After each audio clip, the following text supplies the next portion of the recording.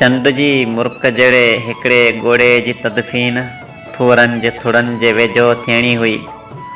अणगणियूं खज़ाऊं जंहिंजे जनाज़े ते रक़्स जे ओसीअड़े में हुयूं।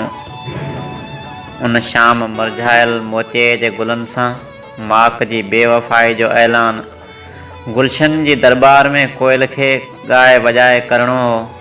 हू जेको वक़्त जो वॾो पाड़ो हो, पर कंहिंजे अखियुनि में लिखियल नज़म न पढ़ी सघियो हो। रुञ जहिड़नि निहारनि जे पंजोड़ में लुछंदड़ दिलनि जी तमन्ना जा बाब फलोरण हुन जे लावारस रूह खे न थिया आया।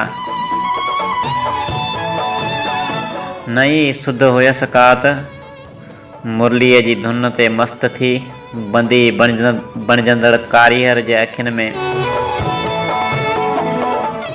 मुंहिंजी आत्म कथा लिखियल हुई।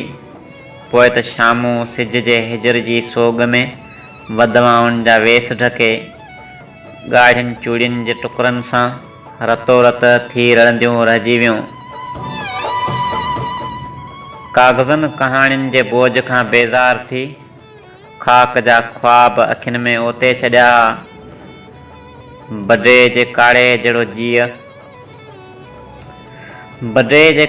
जहिड़ो जीअ निराशाउनि जी तपश में तपी रहियो हो। आरज़ूअनि जो बदन कांगनि जे चुंबनि चिथियो थे।